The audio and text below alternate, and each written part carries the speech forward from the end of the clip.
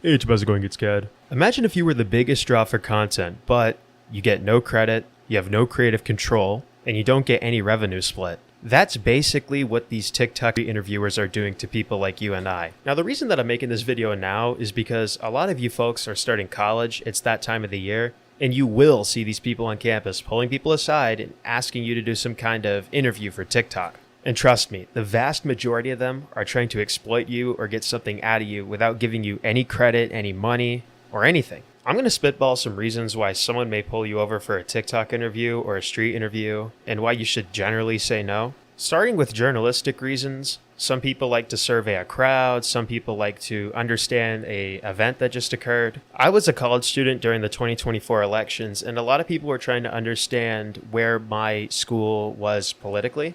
Now, unless it's a news agency asking you about some kind of tragedy that just unfolded, generally speaking, avoid these people. Especially if they're asking about opinions, because opinions change. And why would you want someone else to have your recorded opinion on something where they have control of whether or not they want to have it up or down, regardless of what you believe in? Generally speaking, I'd avoid any sort of journalistic interviews, especially if it's to give an opinion out. Now, the second reason that people will stop you for an interview, and this is more commonplace in college campuses, is to make you look stupid.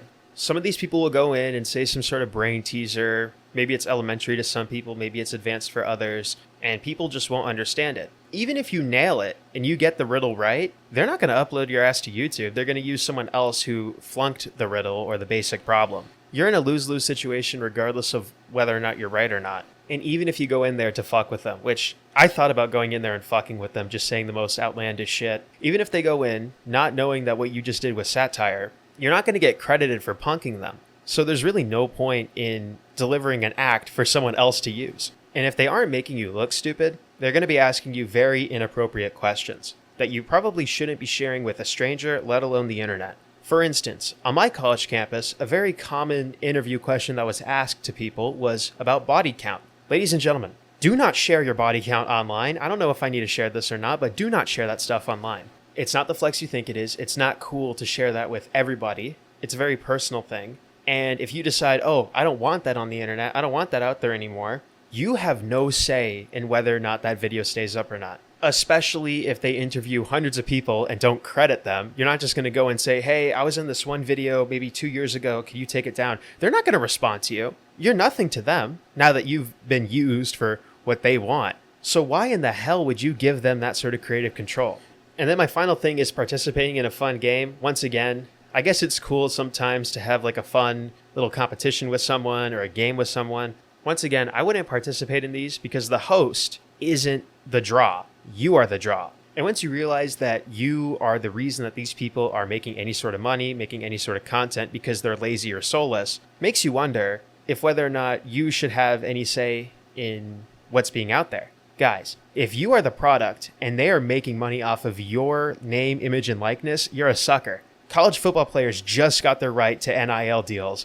You need to start taking control of your own personality. So if you want to be famous, if you want to be on the internet and whatnot, do it yourself. Don't go on these interviews where your friends are going to punk you. You're not going to have any sort of creative control, and these people may edit you to look like an idiot. I wouldn't run that risk personally as someone who makes content on YouTube. And I know this is slot bullshit that maybe 5 people are going to watch. But regardless, I have more control out of that than somebody else who has no control over anything that's being uploaded. And if you're a hustler and you're trying to make it big on TikTok or YouTube Shorts or whatever, and you have no personality and you have no soul, actually do these street interviews because holy shit, it's like free real estate. You can make so much off of so many other people that are so creative or expressive or weird or funny, and you don't have to credit them worth shit because they like seeing the camera and acting amok. It's free money. I don't do it personally because, once again, I like to rely on my own personality, and I also don't like having others just get exploited in a way. But hey,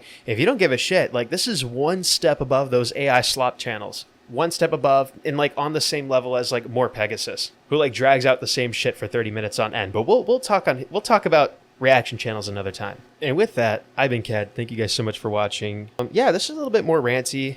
I think I'll return to camera eventually. I just feel like ass right now, and I've got bags in my eyes. I actually look like a raccoon. So yeah, you guys stay safe out there. Stay hydrated. And since college is starting for some of you, good luck with that. I'll catch you guys in the next one. Peace.